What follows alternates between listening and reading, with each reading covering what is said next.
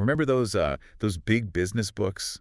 Those that always seem to promise the keys to the kingdom, the secrets to lasting success? Oh, yeah, the ones that felt like a definitive map. Exactly. Yeah. And Built to Last was right up there, wasn't it? And profiled these companies hailed as, well, visionary paragons. It really offered what felt like a solid roadmap for building organizations that would, thrive for generations. He was hugely influential, still is in many ways. But here's the thing we want to get into today. Yeah. How has that vision actually held up? I mean, decades have passed. Right. And the business landscape, it's just shifted so dramatically, it's almost unrecognizable. So today, we're doing a deep dive into the legacy of Built to Last. And what's so fascinating here, I think, is how our understanding of timeless principles evolves, doesn't it? Hindsight is 20/20, as they say. We're going to re-examine some of the book's famous case studies, companies like Sony, Disney, not really to discredit the original insights necessarily, but to offer more of a constructive critique, looking back with what we know now. Absolutely. Our mission really is to analyze how these companies actually performed after the book, to question whether those visionary traits were genuinely the cause of their success, or maybe just, well, a reflection of a specific historical period. Or maybe even luck, to some extent. Perhaps. And explore the immense difficulty, really, of pinning down truly timeless business principles. It's harder than it looks. It really raises that crucial question, doesn't it? How do we separate the true underlying drivers of long-term success from just, the unique circumstances of their time, and critically, the dangers of survivorship bias in all this business research? That's a huge one. Only studying the winners. Exactly. You miss all the companies that maybe did the same things but didn't make it. So yeah, let's unpack this. Okay, so let's rewind. Let's go back to the core ideas of Built to Last. What did it actually suggest made these companies so special, well, built to last? What was the proposed magic formula? Well, the absolute cornerstone, I think, was this idea of a core ideology. The book argued that the fundamental thing setting these enduring companies apart was their ability to do two things simultaneously. Okay. First, preserve a cherished core ideology that means, like, timeless core values and a core purpose that doesn't really change. But second, and this is key, constantly stimulate progress and change in pretty much everything else. So operating practices, business strategies. Exactly. All of that stuff was fair game for change, for evolution. It was about understanding the difference between what should never change the sacred stuff and what should be open for change, what is not sacred. Sort of like having deep roots but flexible branches. That's a great way to put it. And they needed a clear vision to guide this whole preserve the core, stimulate progress balancing act. The basic premise was that these companies had cracked the code on being both stable and dynamic. Which sounds great in theory, right? Have your cake and eat it too. Precisely. And a big part of that stimulate progress piece was what they famously termed big, hairy, audacious goals, BHAs. Ah, yes. BHH. Everyone loves a good BHH.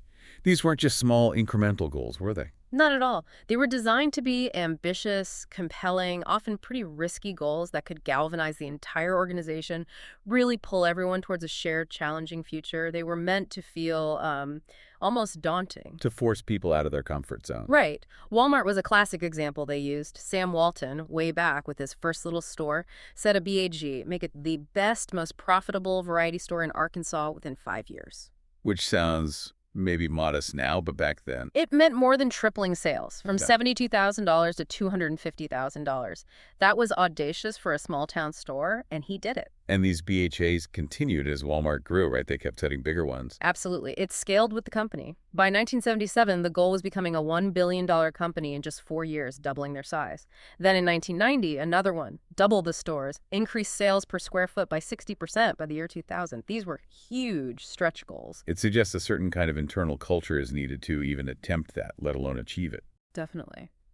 Which leads to another key idea in the book, cultivating unplanned variation and autonomy. Okay, that sounds like giving people freedom to experiment, less top-down control. Exactly that.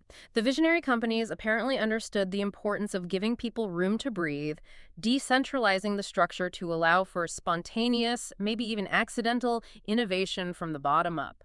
3M is the poster child for this. Right, with their famous 15% time. Precisely.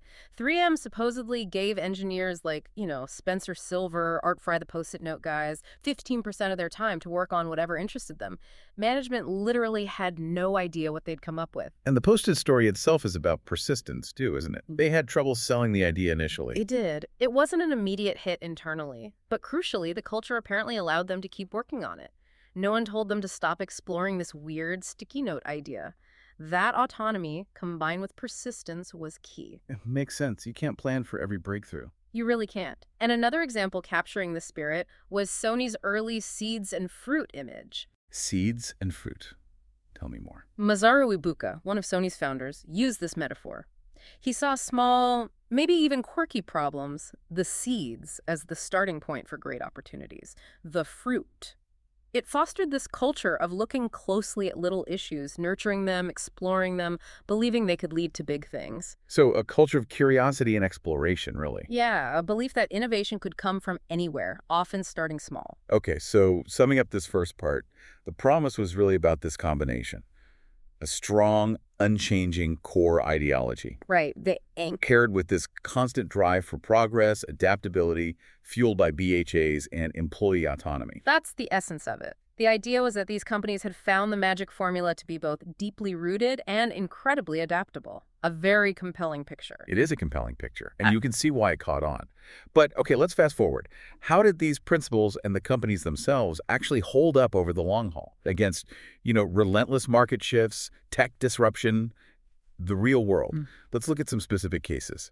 Right, this is where it gets really interesting, where the theory meets the messy reality of decades of change. Let's start with Sony. That seeds and fruit philosophy sounds amazing, right? Nurturing innovation. But later on, Sony really seemed to struggle. It did. Despite that incredible history, infusing that entrepreneurial, nimble spirit into a massive, complex corporation proved incredibly difficult. There were silos, bureaucracy. I remember reading about Steve Jobs talking about this, actually. He apparently discussed with Rupert Murdoch how Sony kind of lost its way, failed to keep that innovative culture alive as it grew huge. Yeah, and Jobs himself was obsessed with trying to figure that out at Apple.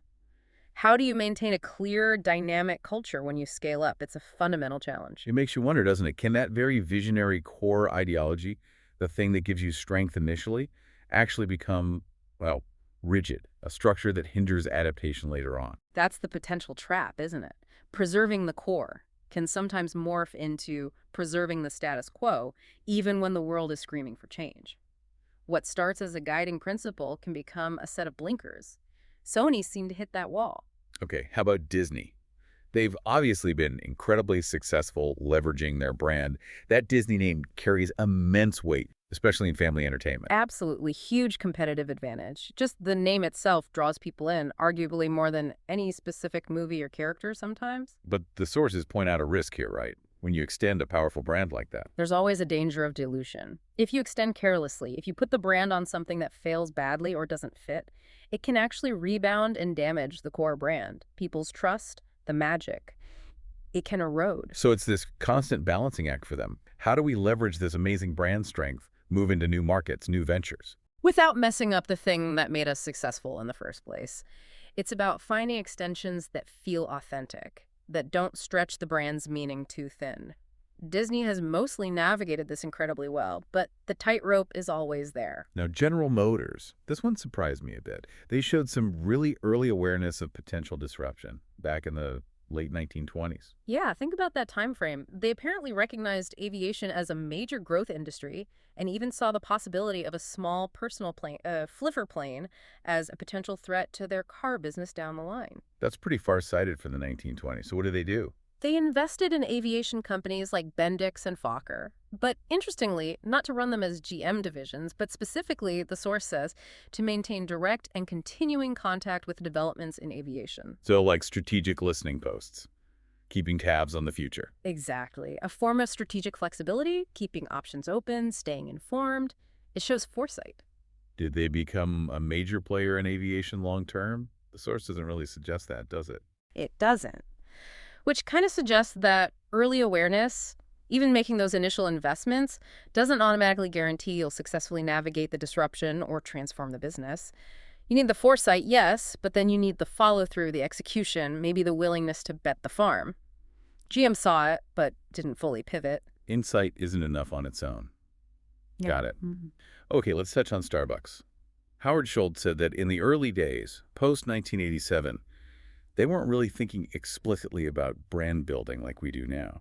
Right. It sounds like it was more organic. Their actions being obsessive about coffee quality, the store atmosphere that built the brand, almost unintentionally at first. Schultz described it as learning on the fly, building a company where people genuinely cared. Which sounds great. But even then, there were constraints, right? Trade-offs? Oh, absolutely. The source mentions an example where the board rejected a proposal, a joint venture for some new technology back in 1990. Why? What was the reasoning? They were worried it would drain time and money from what they saw as the absolute top priority, expanding the retail stores as fast as possible before competitors copied their model. Ah, the classic dilemma. Innovate here or execute and scale there. Precisely. It shows that even for a company with a strong sense of purpose, those practical realities bite. Vision has to contend with opportunity cost, resource allocation, market pressures. You can't do everything, even if it aligns with the vision. So looking across these examples, Sony, Disney, GM, Starbucks, what's the pattern? It seems many of these visionary companies faced huge pressures to adapt. Sometimes it worked, sometimes less so. Yeah, the pressure was immense, and it really forces us to ask that question again. How much of their initial success, the success built to last studied, was down to those specific visionary traits, and how much was just, well, being in the right place at the right time with the right product for that specific era? The influence of external context. It's huge, and maybe often underestimated when we try to create these neat causal stories about internal company traits leading directly to success. The real world is just messier. That distinction is so important, isn't it? Timeless gem versus successful strategy for a while. And this leads us right into a really critical part of this whole critique. The idea that some principles that seem timeless might actually be, well, kind of fleeting. Or worse, actually harmful if you stick to them too rigidly when the world moves on. Exactly. Persistence isn't always a virtue. Let's talk about a classic cautionary tale. The Ford Edsel. Ah, the Edsel. Infamous. Now, this wasn't some whim. Ford planned the Edsel meticulously in the 1950s. Huge advertising budget, a really clear target personality, the smart car for the younger executive or professional family on its way up. They even tweaked that target, didn't they? The ad guy, Fairfax Cohn, shifted it slightly to middle-income family because, well, there were more of them. It was strategic, calculated. Right, and they poured money into it, over $100 million from motorists, which was astronomical back then for one car model. Yeah. And yet, Total commercial failure, a legendary flop. What's fascinating, though, is that later versions, when they made them shorter, lighter, less powerful, cheaper Consumer Reports, actually called them respectable and even likable. and sales picked up a bit. Slightly, but the damage was done. The Edsel case just slams home the point that clear vision and careful planning are no guarantee if you fundamentally misread the market or if you're too stubborn to adapt when the feedback starts rolling in. Persistence in the wrong direction is deadly. It's a very expensive lesson in market feedback. Extremely. Now, consider another angle. The decline of U.S. railroads. Okay, what happened there? They used to be dominant, right? Hugely dominant. After World War II, they moved something like 2/3 of all intercity freight. But between roughly 1946 and 1970, their market share just cratered, falling below 40%. Oh, how did that happen? Was it sudden? No, and that's the scary part. It was gradual. And the sources suggest it was facilitated by what's called low-level learning. Basically, they got really good at optimizing what they already did, refining routines, making existing rail operations super efficient. So they were perfecting the past, essentially. You nailed it. They were optimizing within their existing paradigm, but they weren't fundamentally questioning the paradigm itself. Meanwhile, The world outside was changing. dramatically, people and industries were moving to suburbs, places offline from the rail network, and crucially, the government was building the interstate highway system. Which fueled the rise of trucking. Exactly. Trucking became a much more flexible, often cheaper alternative for many types of freight. The railroads, stuck in the highly optimized but increasingly irrelevant routines, just couldn't adapt to that massive environmental shift. Their core became an obstacle. This sounds like that famous analogy, the frog in the boiling water. Precisely. The idea that if you put a frog in boiling water, it jumps out, but put it in cool water and heat it slowly. It doesn't notice until it's too late. And whether that's true for frogs or not, it's chillingly true for organizations, Yep. companies, managers. We can all slowly get used to things that are actually unacceptable declining performance, outdated methods, things that would shock us if we saw them fresh. So you start making excuses, blaming external factors. Just need to try harder. Right, you discount the poor performance or you say, oh, it's the economy or it's that new competitor instead of asking, wait, are our fundamental beliefs, our core routines actually the problem here? And then there's the risk of eroding goals. Yeah, where you keep failing to hit targets, so you just lower the targets, which creates this downward spiral of mediocrity. It's a psychological trap as much as an organizational one. You stop recognizing that preserving the core is actually holding you back. So bringing these examples together, the Edsel, the railroads, the boiling frog, it seems like persistence, that core built-to-last value, is a double-edged sword. Absolutely. It shows that sticking rigidly to a path, even a previously successful or visionary one without enough adaptation, can be disastrous. The business environment just doesn't wait for you. What worked yesterday might be precisely the wrong thing today. Critical self-assessment, questioning your own assumptions becomes vital. This really leads us to a fundamental critique, doesn't it? A critique of the methodology itself. How were these visionary companies identified in the first place? And were the traits they found truly the cause of success, or just characteristics they observed in the survivors? This is where we need to put our critical thinking hats on, and it's so important for anyone trying to learn from business history. We're talking about the problem of survivorship bias. Often linked to Nassim Taleb's black swan idea, right? Exactly. People kind of get the black swan idea, these rare, high-impact, unpredictable events. But applying that level of skepticism to business success stories, that's harder for people. We want to believe success is predictable, explainable. We want the formula. We resist the idea that randomness plays a huge role, or that risk isn't just a neat bell curve. We do. Taleb argues that really understanding randomness takes courage, commitment, connecting the dots differently, not just swallowing other people's wisdom as gospel. And that's the core issue here. When we study built-to-last companies, are we just looking at the lucky outliers? The ones who happen to survive, maybe for reasons other than the traits being studied? Precisely. While potentially ignoring countless other companies that might have had very similar traits, maybe even the same core ideology or BHAs, but failed for reasons we don't see because they didn't survive to be studied. It's like looking only at lottery winners to understand wealth creation. Perfect analogy. It gives you a completely skewed picture. This bias can lead us to draw really flawed conclusions about what actually drives long-term success. Which ties directly into the whole causation versus correlation issue. The traits identified and built to last might have been strongly correlated with success during that specific time period. But not necessarily the universal cause of success across all time periods. The context matters hugely. Think about the pace of change now, technology, markets. It's accelerating. Massively. Yeah. Principles that seem timeless in, say, the mid-20th century might just not apply in the same way today. Carlota Perez's work on technological paradigms is relevant here. How so? She talks about how established economic structures and ways of thinking the dominant paradigm can actually reinforce themselves and resist innovations that don't easily fit. So a company perfectly adapted to one paradigm might struggle immensely when the paradigm shifts. So the visionary traits of the built-to-last companies might have just been a really good fit for the industrial or post-industrial paradigm they operated in. That's the argument. They might reflect success within that era rather than being the timeless cause of success across all eras. It demands a more nuanced, historically aware perspective. And this brings us back to the challenge of adaptability. Even if the intention of preserving the core while stimulating progress is right, the execution is where it gets tricky. Core ideology can become a trap. It absolutely can. The idea of strategic flexibility really highlights this. Existing beliefs, routines, the way things are done, they can become incredibly entrenched. Especially if, as we discussed, poor performance gets blamed on external stuff instead of internal inflexibility. The frog again. Frog again. And this often plays out dramatically when companies have to allocate scarce resources. Do you invest in sustaining your existing profitable business that your current big customers want? Or do you divert resources to develop potentially disruptive new technologies for markets that might not even exist yet? or customers who aren't paying you much now. That's the innovator's dilemma, right? The Hmm. source mentions the disk drive industry as a classic example. Incumbents kept focusing on bigger, better drives for their existing computer manufacturers, and they missed the boat on the smaller drives needed for the emerging PC market. Because their existing customers, their existing business model, pulled them away from the disruption. Exactly. Their core became a constraint. So this difficulty in adapting, this tendency to prioritize the present over the uncertain future, can turn that core ideology from a strength into a real trap.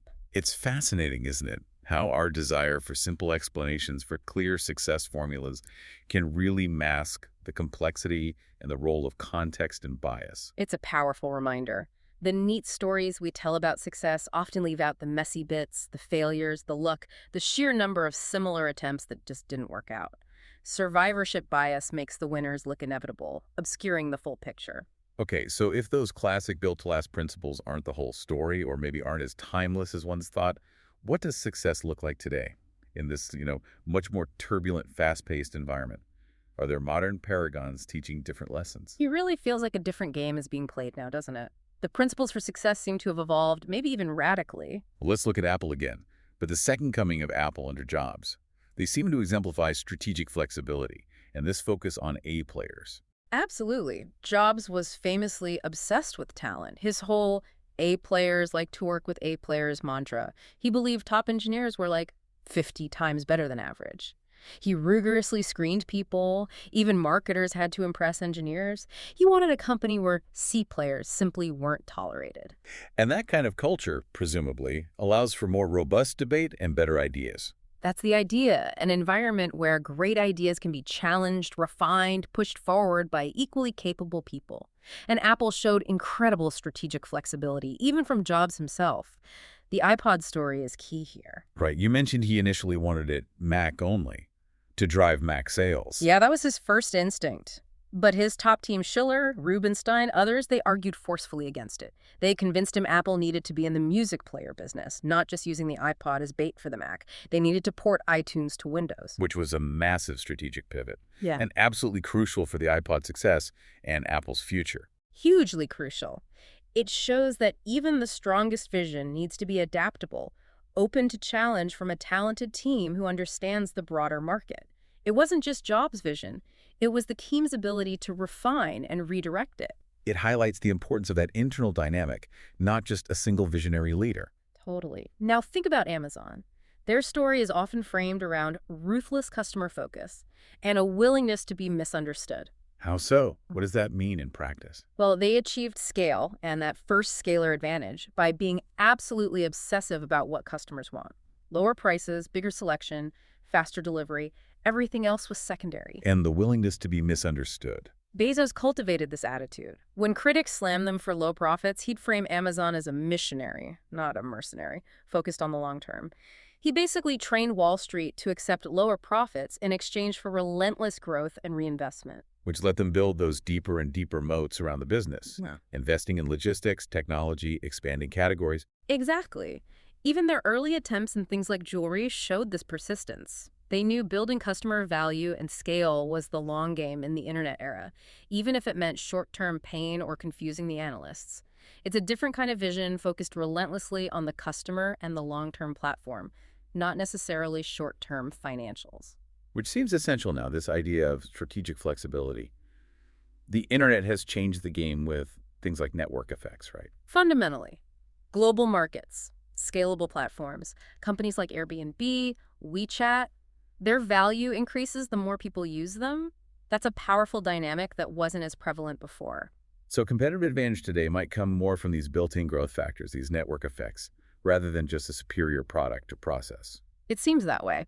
Getting to critical scale first can create a dominant, defensible position that's hard for others to overcome. It's less about building a static fortress and more about building a rapidly growing ecosystem. So if we try to synthesize this, built to last today might mean something closer to build to adapt. Built for speed, built for learning, built for network effects. I think that captures it well. What we see in successful modern companies isn't necessarily that rigid adherence to a timeless core in the old sense. It's more like a dynamic interplay. There's usually a foundational purpose, often customer-centric. Like Amazon's customer obsession. Right, but paired with extreme adaptability, a willingness to experiment and pivot, and that relentless focus on evolving customer needs in a landscape that's constantly being reshaped by technology. Embracing uncertainty seems almost table stakes now. So less about preserving a fixed structure, more about being a constantly evolving organism. That feels closer to the mark. The ability to continuously question, rebuild, and redefine yourself seems more critical than just preserving what worked before. Hashtag tag outro. Okay, so wrapping this all up, for you, the listener, trying to make sense of all this business advice and history, what's the big takeaway? This legacy critique of built to last. It's not about just throwing out past wisdom, is it? Not at all. It's about understanding the context, recognizing that what looks like a universal truth might have been true under those specific conditions. It really underscores how incredibly difficult it is to find genuinely timeless business principles. And the ever-present danger of survivorship bias. We have to be so careful about drawing lessons only from the winners. Absolutely. We need to ask, what about the ones who looked similar but didn't make it? What can we learn from them? Or from the role of luck or timing? So maybe the truly enduring lesson isn't about specific traits like BHAGs or core ideologies, but something deeper. Perhaps that underlying capacity for, relentless self-assessment. I think that's a big part of it, that ability to look critically at your own success, to adapt even when it's uncomfortable, maybe even to challenge the very things that made you successful initially. It's more of a continuous process, a mindset, than a fixed blueprint. Which leaves a really important question for you, the listener, to ponder, doesn't it? It does. In your own work, in how you analyze companies, how can you get better at telling the difference? Differentiating between a truly fundamental principle, something about human behavior or basic economics, and something that was just a successful adaptation to a specific moment in time. And how do you avoid that frog in the boiling water syndrome in your own thinking? How do you stay critically aware, challenge your own assumptions, and see the landscape as it is, not just as it was? It's about cultivating that critical awareness, isn't it? Constantly questioning, constantly learning. Great food for thought. Thanks for diving deep with us today on this. Keep asking those big questions.